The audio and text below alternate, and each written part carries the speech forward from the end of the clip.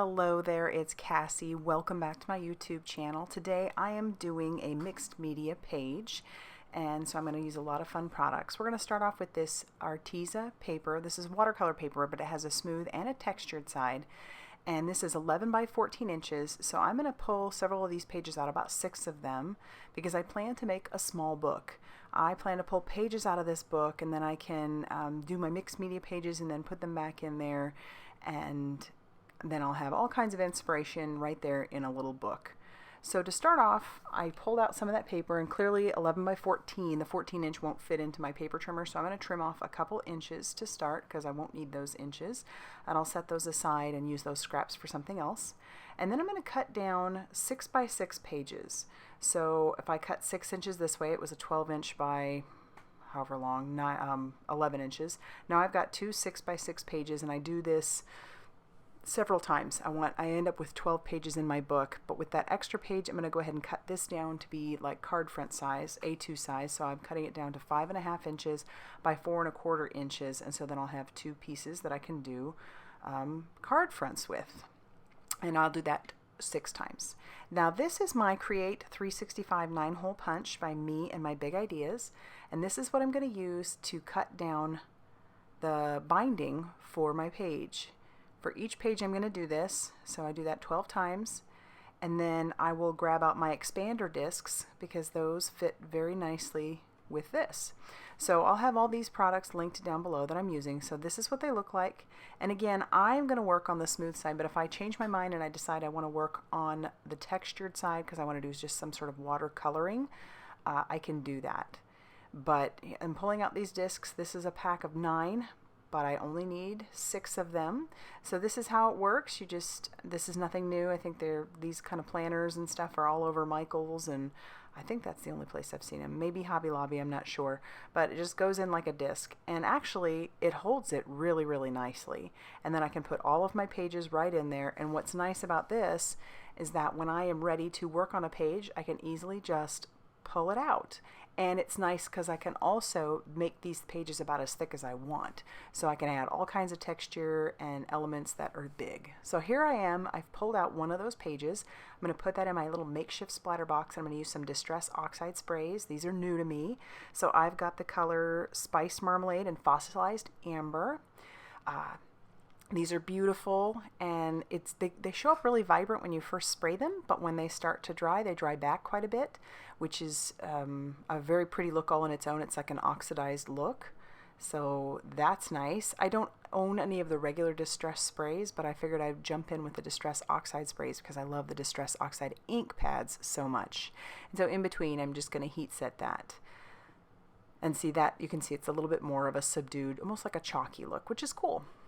I've pulled out my tin of Archival inks, and that's all I own. I own 6, which are really great.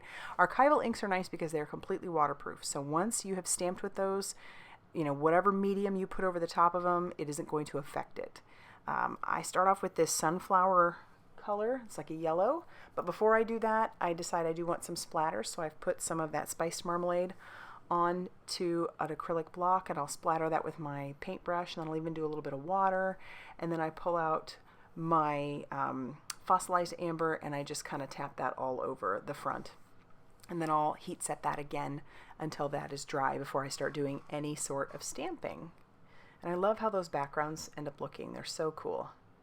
I've grabbed a stamp from my Stampers Anonymous Attic Treasures, and I bought this purely for backgrounds and things. I wanted to be able to just not necessarily make cards, although I could make cards with these, but I wanted these to add texture to my backgrounds.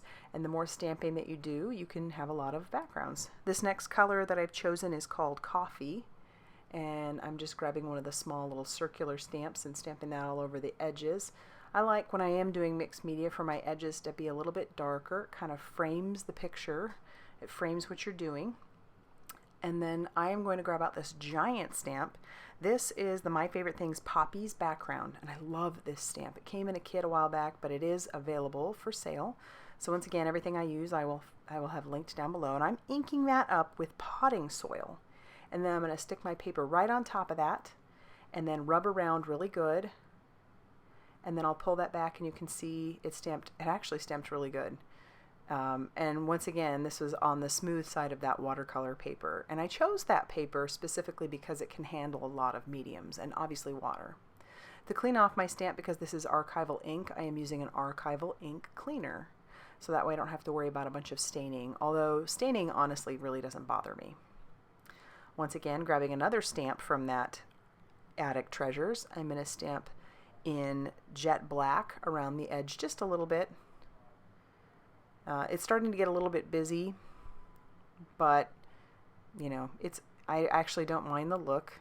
If I'd been thinking, I might not have done so much on the edges of that Poppy Background stamp. So now I'm just going to go ahead and take, because it's not enough darkness on the edges to frame it, I'm just going to take my stamp pad and stick it right onto the paper. I often like to do this because it gives a bit of a distressed look, as well as, you know, darkening up those edges. And then I'm happy with that. And now I want to go on and do a little bit more stamping. Off camera, I did take one of those 2-inch scraps and I sprayed it just like I did my 6x6-inch paper, and I'm doing basically the same thing just because I want this to look sort of like that background that I've already done. And then I'll dry that, and then I'm going to start doing some more stamping. These stamps, they coordinate with that Poppy's Background. These are the Poppy Blooms. And so the three stamps that come in that set match perfectly with that background. So I'm stamping all 3 of those using that Archival jet black ink, because I do plan to use my Arteza real brush markers, and I've sped this up about 4 times simply because it's a lot of coloring. And all I'm doing is taking one of those orange markers, and I did it, so for each image I did something a little bit different. For this one, I went ahead and did the orange all over first, and then I came back in with like a darker orange red color to add a little bit more deepness. I like these stamps because you can already tell where the shadowing may be because of the detail of the stamp itself. So here you can see I'm kind of adding that darker just to some of those edges and where I would think the shadowing might be. And then I go back over that with that lighter orange to try and drag it out just a little bit, because I have to remember that this stamp, those Arteza markers are markers. They're not like the alcohol inks where you can reactivate them right away. It does take a little bit of water, a little bit of working. So in this one, I started right out of the gate with that dark orange because I wanted to see if it would blend better this way. And then after I did the dark orange, I pull in that lighter orange to drag that color out a little bit more. And I learned from that as well. It does work fine, but for the next image, I take the dark orange, I start with the dark orange, and I only work in small sections rather than doing the entire thing. And I feel like that worked the best. So, yeah, so I start with the dark orange just a little bit, and then I go in with the lighter orange to try and drag some of that color out. And I love the look of that background with doing some of that over the top. So I think I want to call this, I've seen it done before, and I've called it underpainting before. So when you have a background and it's already, stamped out, or not stamped out, but colored out like this, when you kind of paint over the top of that, you already have this underpainting that adds this whole other element. And so here we have quite a bit of mixed media going on. I just love the way it looks. You've got that oxidized background, and then you have this pretty bright orange on top of that. And now I'm taking out the matching dies. So this is the Poppy Blooms dies. These match perfectly over the top of each of those dies. And then I'm going to just tack that down with a little bit of washi tape on the outside of the die. You don't want to do it over your image that you just colored, because once you run this through your die cutting machine, you may tear your paper. So it's best to use your washi tape or your low tack tape on the outside of your die. And so there they are, all cut out and ready to put on top of my background that I just made. See how perfectly those match? They were made to go together. And you wouldn't even have to have that background. You could honestly just get those separately and make all kinds of fun cards that way.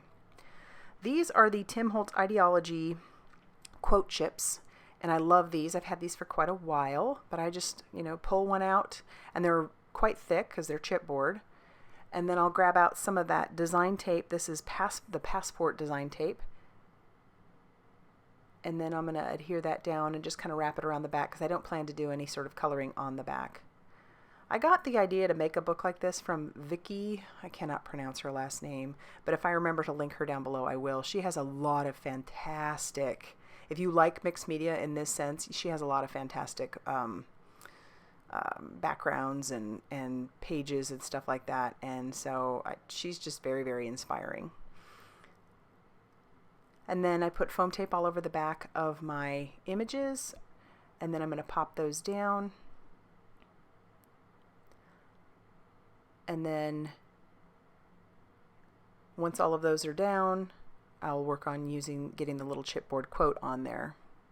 But I've done mixed media and books for years, and I love to just kind of collect. I just haven't done a lot of filming in that sense, but I do love to collect some of my work in journal books. But I love this idea that Vecchi had to make your own book out of it using watercolor paper or whatever kind of mixed media paper you want to use. And then you can pull those pages out and put those back in however you want.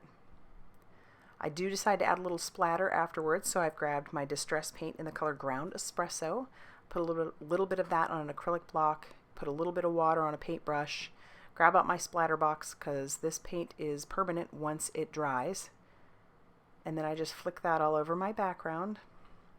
Even grab a little bit more water. Probably could have even used a little bit more paint, but I really like how that dark brown ends up looking. And then I like to add my date to the end, and I will link to a little date stamp.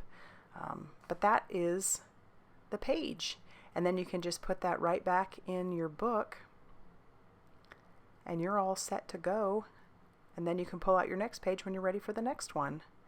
So if you liked this video, please hit the like button and subscribe. And thank you always for you guys' love and comments and subscribing and liking and you name it. You guys are awesome. So again, thanks for everything. And as always, thank you for stopping by.